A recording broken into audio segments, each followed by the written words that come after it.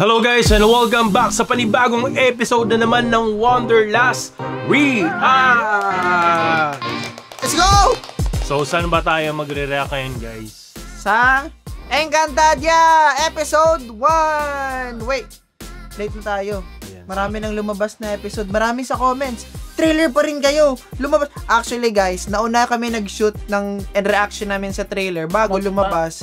Lumabas na yung mga episode. So, mas nauna yun. Yung ano lang talaga, yung nag-edit kasi. Uy! Baka magalit yan. Siyempre yung mga video namin, ini-edit pa rin siya ng maayos para alam niyo, mama, siyempre mag-react kayo sa amin, sabihin niyo. Tapos guys, hindi lang to Encantadia lahat ha. Mayroon pa kaming paparating na mga na-shoot naming episodes. Ayun guys, tsaka disclaimer lang, no? Hindi porket nagbibigay kami ng opinion, hindi namin nare-represent yung mga lahat ng artist sa Pinas or kung sino man yan. Sariling opinion lang namin to as a viewer. And hindi naman namin kailangan na, alam mo yun, gumawa ng mga mala Hollywood na palabas or matumbasan yung galing ng kung sino man para lang mag-react dito. Kung yung ano ko normal na tao nagre-react, di ba?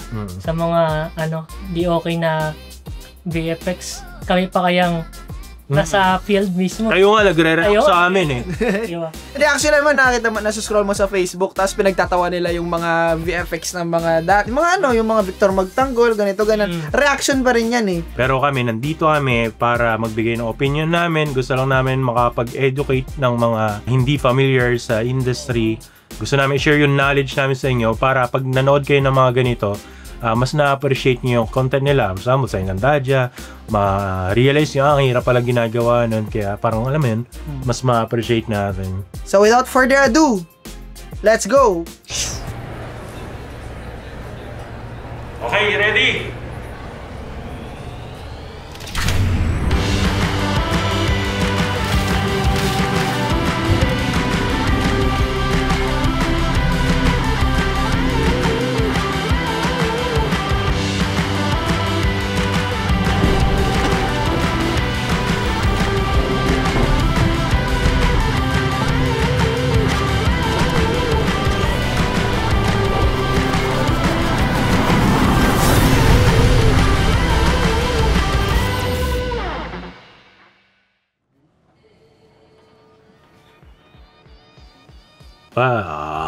Ganda!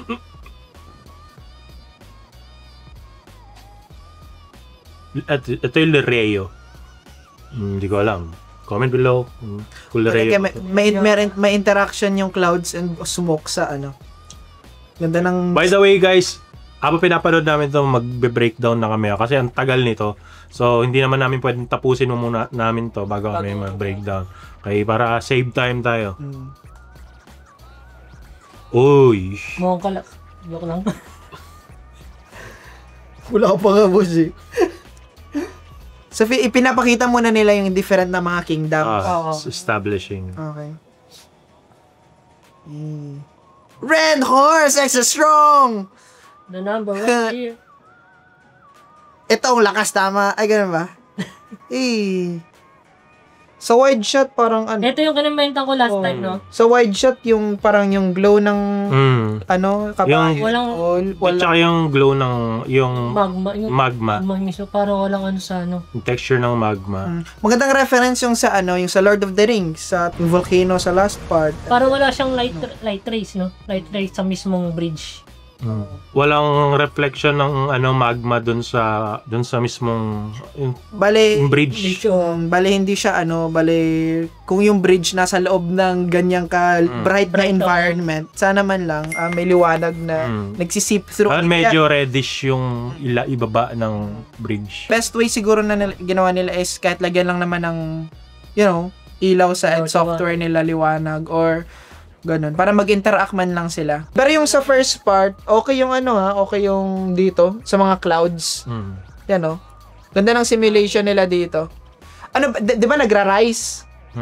Yan, nagra-rise yung castle, tapos yung clouds nag-isip.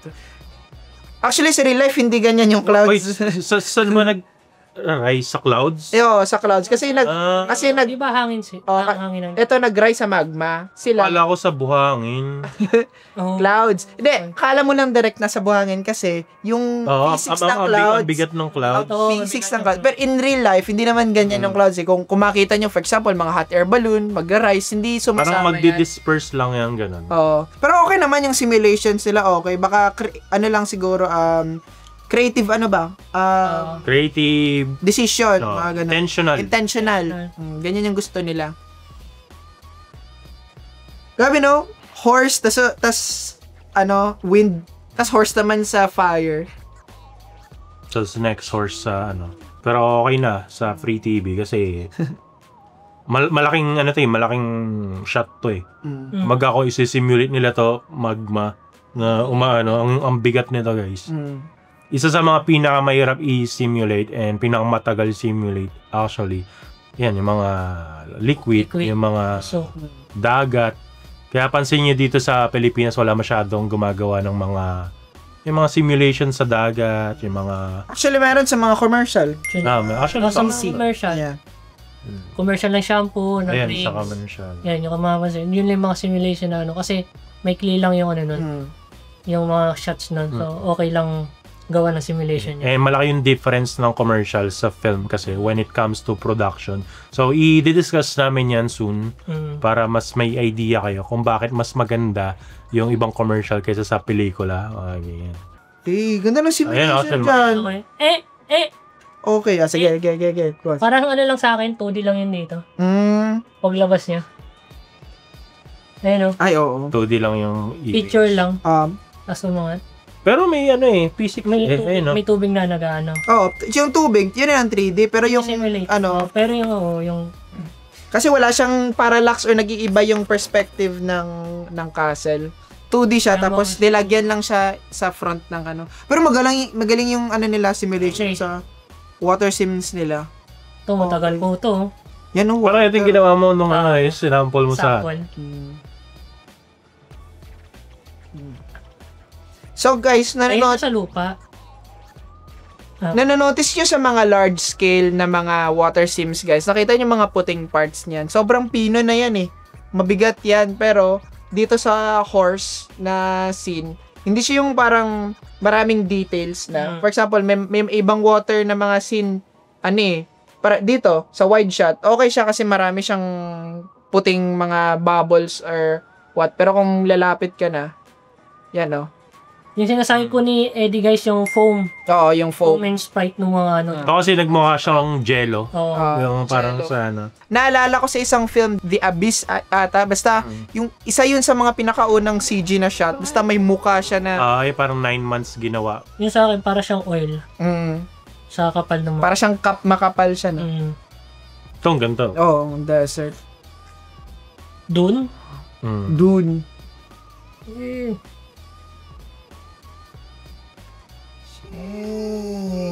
Atreides! Atreides! Dune reference yun, guys. Yan, no? Ganda. Okay itong ginawa nila rito sa Galing. Sa elements. Ang ganda ng transition. Ang ganda ng ginawa nila, very smart. Nag-transition sila sa wide shot. Nag-transition sila as tao. Naging tao sila. Ganda na ito. Sa kaya sino to?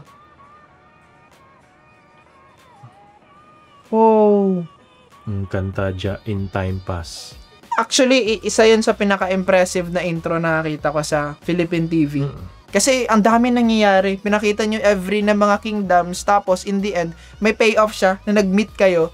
After nun, nag-transition sila as tao. So, tas malayo pa sila nag-transition na hindi yung sa close-up lang or nag-cut lang sila. Isang take siya. Na parang drone siya. Smart yun na sa malayo sila nag-transition. Kasi malinis. Malinis. Naka-FPV to na drone, no? FPV drone.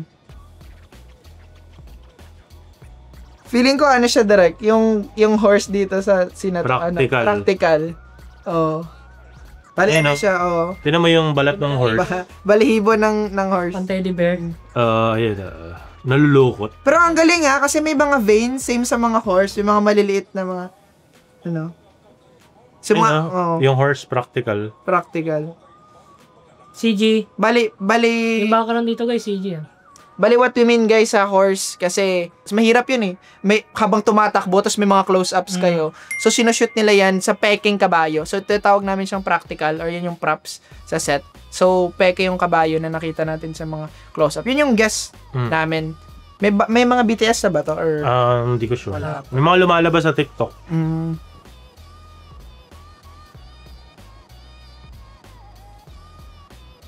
Grabe yung drone, Gina G. Ayun, practical.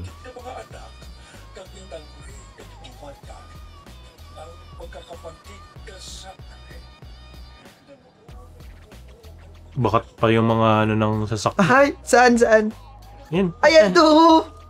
Oo. Ayun yung sinusundan talaga nila, yung sasakyan. Ayun, Ano tawag nga nun? May rig yun guys yung pick up or na naka-jib yung camera. car rig. Nagawa na natin yan. Hindi natin nagawa yan. Nagawa namin actually yan recently lang.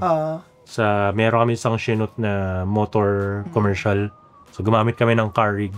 So gamit namin pick up din na meron jib lang.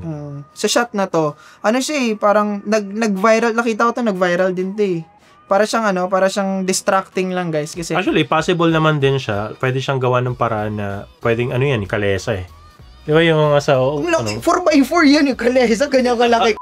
May magtatanggol pa na ito Hindi talaga kung kung nasa ibang sila, nasa magical world na parang ang nawawala ka sa effect na ganun. Guys, hindi kami naging bias. Kumbaga, kung ano yung makita namin, ayun lang talaga. Pag may maganda naman, pinupuri namin Pero kung may mga mistake dun sa mismong shot, ayun lang mga kinikritik namin. Hindi, buti nga hindi siya pinatanggal ng director kasi mahirap masyado ito kung lilinisin pa. Pero kung tatanggalin naman Pero yan, kung sa papatanggal ko kasi yung landong Encantadia walang kotse. I mean wala silang ron Wala silang wheels na ron May isa akong ginawa na may tracks, tire tracks sa isang scene na ginawa ko. Tinanggal talaga yan. Tapos moving yung camera. So dito siguro the way na kung ako yung gagawa nito, una tatanggalin ko yung mga na to, sila yung characters, tapos gagawa ko ng clean. Lininisin ko yan isa-isa. Pag linis niyan, camera projection. Tatrack yung scene, tapos camera projection na wala yung tire tracks. Pero mahirap to kasi iroroto mo isa-isa yung mga characters. Ano ba yung camera projection? Yung camera projection basically i-explain siya ni Boss Nix. Ikaw palagi gumagamit niyan Yung kasi guys, 3D camera projection tinatawag talaga nun. Sa siya, 2D image siya, tapos gusto niya gawing 3D para magkaroon siya ng space para magalaw niyo yung picture.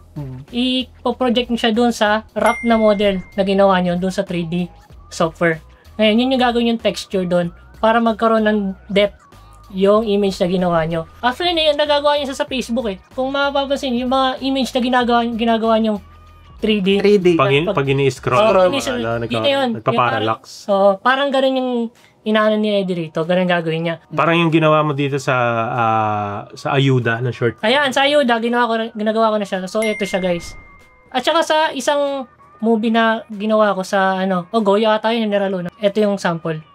So, yan, diyan ko siya ginawa. Pero yun yung rito kasi guys, mahirap siyang linisin. Kahit sabihin mo, pakilinis na lang nito pakitanggal tong mark ng wheels. Yung simpleng na yun, maraming gagawin doon. Hindi lang one click yan. Roto pa lang, paglinis pa lang. So magigat sa amin talaga na to. Kung ako, pinaka first idea kasi maisip talaga dyan ng director is kumuha ng car rig, ganun.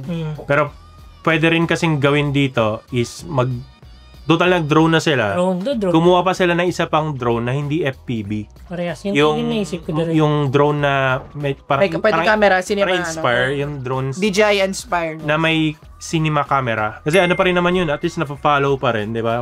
Walang Kasi nakita ko siya yung mark. Yun ang naisip ko na pwede na sana drone na lang nila. Total gumawa na sila rito na ginastosan na nila. Hindi isulitin na nila yung gastos na para dito sa na to. Mm. Pero ang nakasakay talaga sila sa kabayo. Actually, ang ganda nitong na to, opening scene na to. Sobrang fantasy niya. Parang yung opening ng Wheel of Time. Tsaka lapat din guys yung mga CG nila rito. Ito, ano to? Mga valleys. Yan, mga CG. Mountainous valleys. Ganda ng pagkakaano nila. Uy, at least may simulation May simulation. So, Clouds. Ang ganda ng ang ganda ng texture ng dragon. Sobrang inspired kay kay Drogon sa Drogon ba 'yan? Or yung kapatid ni Drogon, hindi ko alam. So pag pinag-compare natin siya dito sa Encantadia, sobrang makikita natin na laki ng inspiration niya dun sa Dragon dun sa Game of Thrones. And it's a good thing na may reference lang ganun. Kasi hindi naman halos lahat nakapanood ng Game of Thrones. Even dun sa Game of Thrones, nagkakamali sila dun, di ba? Meron dun, may part dun na merong baso ng Starbucks or baso ng coffee. Oh, di ba? Big na yun. Big production na yan. Pero may mga mistakes. Ito, di ba? Oo.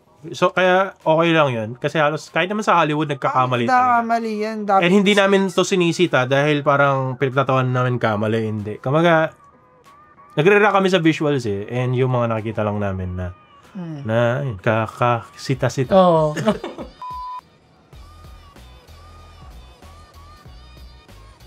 Nakatulad lang din sinabi natin last time dito sa pag-react, Boss Nix, no? Para sa akin kasi medyo malapit yung dragon kaysa sa mga mountainous regions dito sa likod. So, feeling ko medyo faded lang sa shot na to. Feeling ko siguro yung contrast niya siguro maano siya sana dito sa malapit na mountains na to. Ganyan sana yung niya contrast. Ito, nagustuhan ko to, yung mga pa-effects nila. Parang dalawang dinuplicate nila. Uy! Hey! Sheesh! Umapoy. Umapoy siya. Wow. Parang yung kay Thor, no? Galing ng nila. Kudos sa props. Props to them.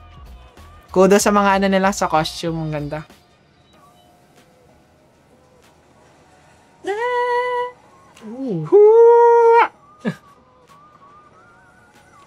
Galing talaga ng costume nila. Ang ganda ng costume. Detail talaga. Oh? Di lang. Alam niyo kung magiging Darna to si Sanya Lopez. Bagay sa kanya. Bagay sa kanya. Lumalas yung water. Uy, nawala Yun na yung dragon.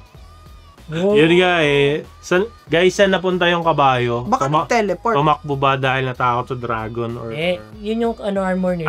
Hindi. Ayun yung armor nila. Kabayo nag-transform? Oo. Pwede mo sabihin gano'n kasi, syempre, nawala yung... I think pwedeng mawala. Kasi nga, elements yung kabayo. Sa intro, di ba? Di ba sa intro, naging apoy, Yan nga yung armor nila. Okay. Pwedeng gano'n. Problem solved. Armor. Itong paglakad ng dragon, inspired ng landing talaga ng dragon ni Daenerys. Pero sa akin kung hindi naman, baka masama na naman loob niya. Pero sana inangguluhan nila ng ibang angle. Kasi ako napanood ko yung mismong palabas. Kaya, yun. Lang ako. I think it's a you problem na. Sorry. It's my problem. Kasi si Boss Nix kasi napanood niya yung parang reference nga ganyan. Hindi namin sinasabi, yun talaga reference sila. Pero may mga pagkakaparehas kasi. Pero ganda ng dragon. Detailed, Tapos yung may mga... Yun lang. Nag-iiba kasi. Dito, ang galing kasi ang ganda ng contrast niya, yung colors, makikita mo yung different niya ng mga shades sa close-up. Pero sa pag-wide na, nagiging na siya, desaturated, tsaka yung contrast faded. siguro, no? Yung, like, lumapag siya, medyo dapat maano yung alikabok ba? Ang linaw niya masyado, ang clear masyado ng part na to. Dapat medyo faded na yung dito Kasi may atmosphere dito yung pagbaba niya, may mga usok. Baka mabilis lang mawala yung usok. Baka gusto ng Bago yung kabayo nga, best na wala. Ito, yung laway niya masyadong solid. Yung originally, yung pag-render nila ng dragon, walang slime, or walang, tawag dito? Laway. Tapos, tinudi track na lang nila yung laway dyan. Tsaka kulang din nga yung glow ng apoy. Dun sa bunganga. Pero sa Free TV. Sa Free TV, sa Pilipinas, sobrang Uy, good maganda siya. na to. Imagine, i-compare mo naman sa ibang napanood natin na isa to sa mga pinaka-impressive. Oh, kasi Maganda naman. yan palagi yung defense kasi na Na, Free TV. oo. Sa Free TV, maganda na siya masyado. So, ganun yung ano niya. Yun kasi guys pag sinabi ko ng Free TV, di okay. Okay na. Free TV. Hindi na kami magre-react. Okay na Oh. ulit. Kumbaga kasi kami, nagre-react kami, hindi dahil based sa Free TV ba, ganito ba, ganyan. Hindi namin, wala siyang hindi siya masisave because Free TV. Sinasabi lang namin kung ano na-notice namin na pwede pang i-improve. Tsaka anong kaya yung ginawa nila dito. So, Hindi ganun mo lang. naman pwedeng gawing laging excuse yung Free TV naman yan kaya hindi natin gagandahan. Oo. Free TV naman, kaya okay lang may mali. Alam mo yan, parang, Shung! Yan na guys. Lumabas na yung action essential joke. Oo, action essential. Sige, boss, next yung action essentials. Sobrang sobrang kilalang kilala eh.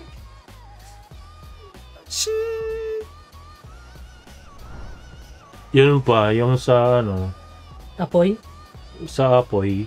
Yung mga effects dito guys, simulation siya, ginawa nila yan, pero may mga bagay kasi na ang mabilis na lang kumuha ng stock footages tapos ilalagay mo sa mo. It doesn't mean na inaano mo like hindi siya real na filmmaking or real na VFX kung kumukuha ka lang kung paano siya nag-serve ng story. Yun yung So sa mga effects dito ng mga sand, mga powers, sometimes nagmi-mix yung simulation nila tsaka nakukuha nilang assets from the internet or sa kung saan man nila kinuha yung mga na yan. Kaya lang.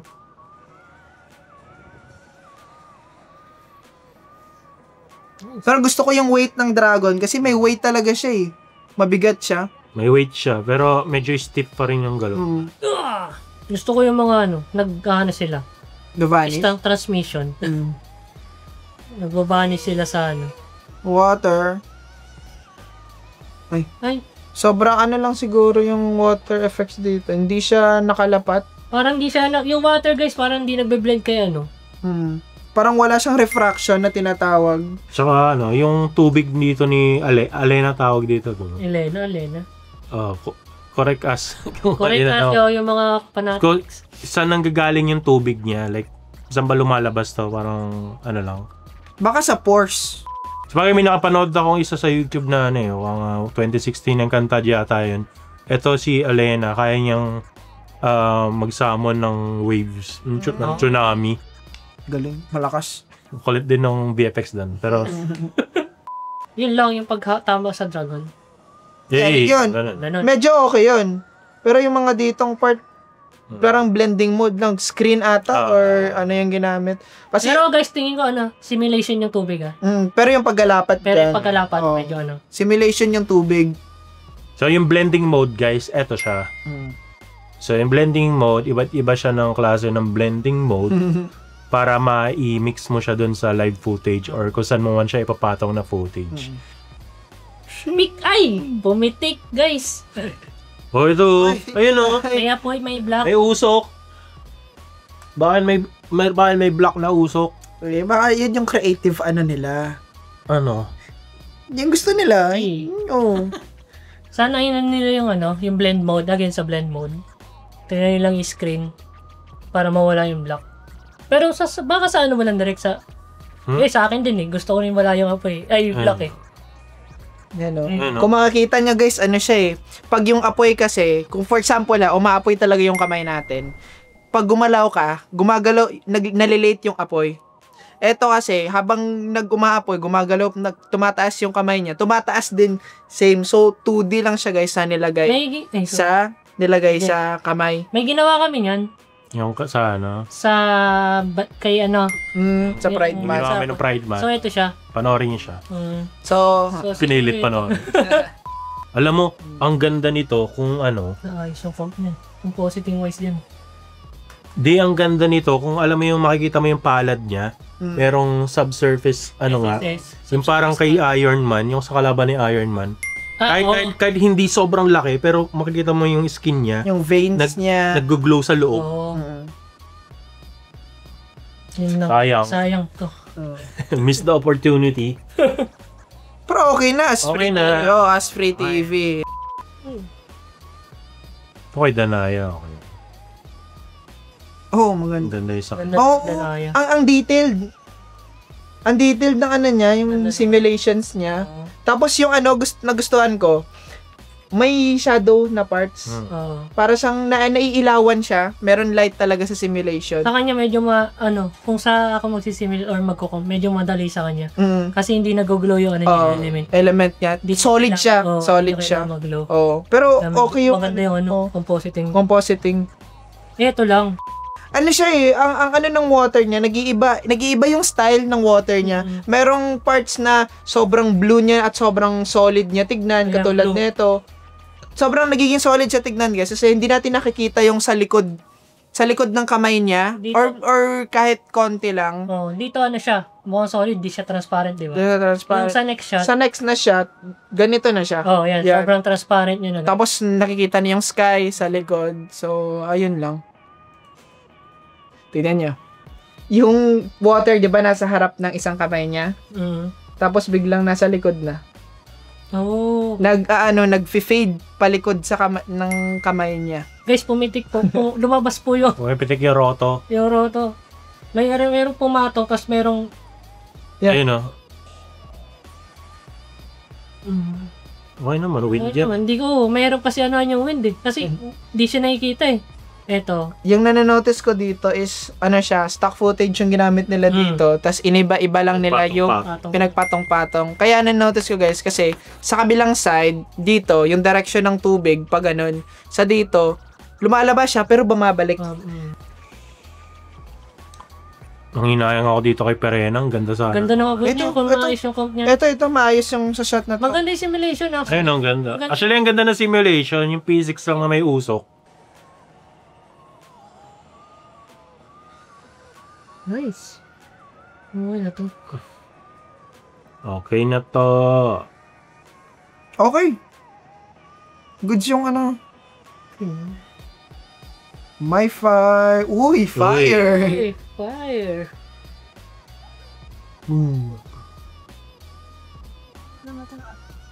Yay. So, wala nangyari. Ganda ng ambers na nalaglag. Ashes.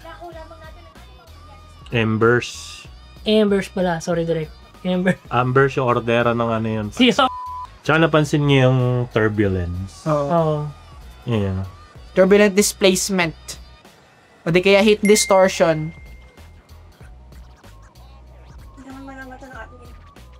Bilis mo wala ng apoy dito. Nitpick lang pero tingnan nyo. Ano? Hindi naman apoy yan eh. Dragon nga, wala na agad eh. Yung apoy pa. Dito kahit wala mo na apoy dito sa gilid. Oh. Wala ba lang ang bakas ng ano dun sa ano eh. Uy! So, opening pa lang yan, di ba? Ay, opening shot pa lang. Ganun na ka-intense. Pause muna kayo. Ano sila? Reaction. Wala yung kabayo nila. Ganda na ito. Uy! O yun o, Game of Thrones talaga yung inspirational. Oh. Actually, karamihan dito Game of Thrones ang inspiration. Eh, galing ng intro nila. Magma yan, sa ilalim ng magma. Ang galing, oh. Uy. Ano yun? Ha? Bali, yan yung buhangin. Nakikita nila dyan. Kaso nga lang nag-iba yung ano. Oo nga. Yan, oh. Nakatingin pa rin sila. Saan? Pakita mo email sa amin. Ba, yung ano nila, yung original siguro na plan nila is nasa sand. Tapos, yung ano. Pero, mahirap na eh. Mahirap na yan eh. So, ibang shot na to. Hindi, alam ka na. Si Imaw, ina-explain niya sa mga bata dun sa buhangin. Ito, ina-explain to sa atin as an audience. Ay, okay. Ganun pala. Ayan, oh. Dyan, oh. Ayun yung ano, yung part na nag-ano si Alena ng tsunami. Nag-summon. Tapos, ang hirap daw ng simulation, kaya inawat siya ng mga kampi. Uy, kasi mahigante. Uy! Lupain ng mga isinumpa. Ito yung may nag-mock up. Ay! Ano lang yung ano sa akin, frame rate ng monster. Ayun. Bagal, no? Naglalag. Pero dito okay naman. Parang galing ng mock-up, ha? Ng mock-up. Dito iba na naman yung frame rate.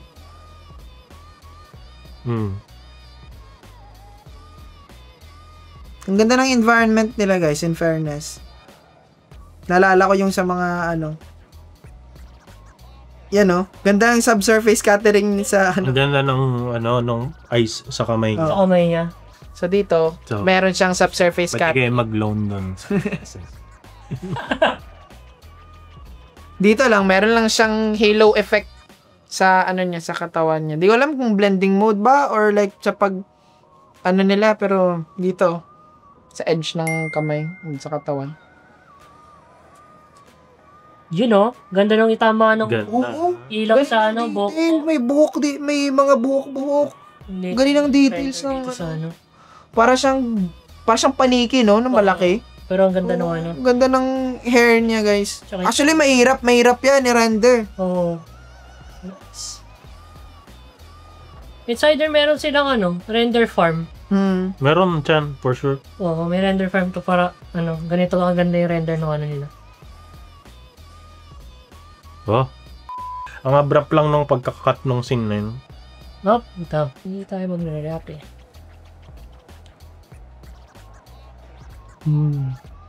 Yun. Uy. Hey! Yun lang. Lakas mga wildlings nito.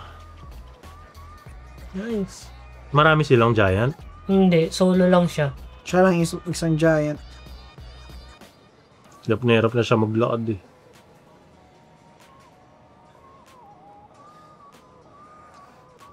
Notice mo talaga na flat yung background niya. LED. LED. Oh, ito na po yung LED na. Again, guess na itong pa yung LED na part. Yan na.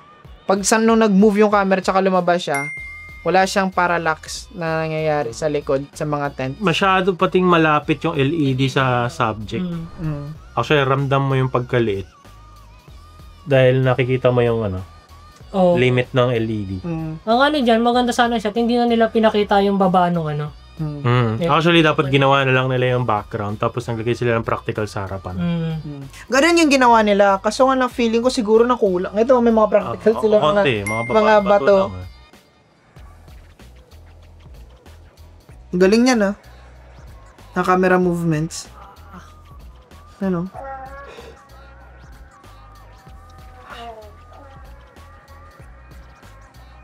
Ito nakita ko sa sa mga parang BTS, totoo yung nila, may mga snow, may mga ice talaga sila na ginawa. Galing niyan. Ayun, mga practical, meron sila.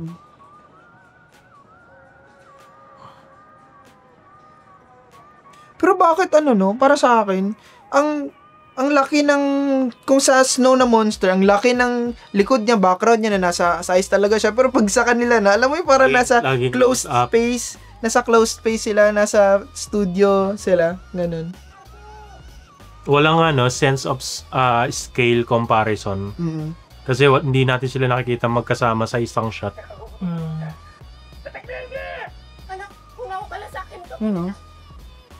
Oo, baka malaglagan yung LED. Ayun na, si Elsa. Na siya. Uy, galing na effect na yun May sila, may smoke machine sila, na low lang. Diyan habang naglalakad siya. Yan. Nare-reveal yung texture sa ilalim.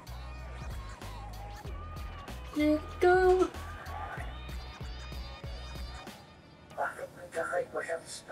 Uy! May kakaibang espada. Bigla naging anime. Ito lang sa akin guys, kung LED itong ginawa nila sa likod, yung nakatayo kasi yung LED. Oo nga yun nga, flat niya sa Flat lang masyado yung yung perspective, no? Oo, mali yung perspective ng niya sa likod. Bato. Yun. Sasalita pala yun. Tagalog yung giant. Magalaw ba yung mukha? Tsaka Gano'n lang, nga. Naka lang siya, open lang yung mouth niya, tapos mute na. Tingin niyo.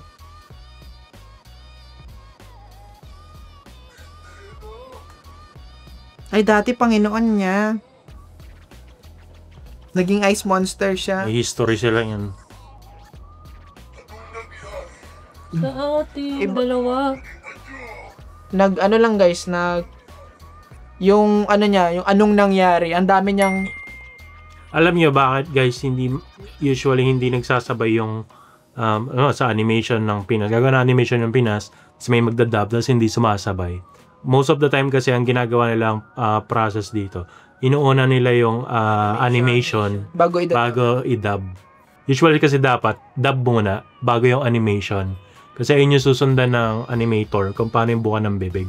No? Yung other way to do it is sa mocap, nag-mocap na sila, meron silang facial capture. Yung nag-mocap dito, walang facial capture. So guys, yung facial capture guys, yan yung may mga dots sila.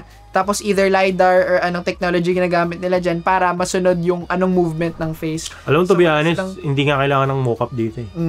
Kailangan lang maayos yung pagkaka-animate. Kasi tingnan niyo yung galaw ng giant. Hindi naman ganun hindi naman ganun ka-intense eh.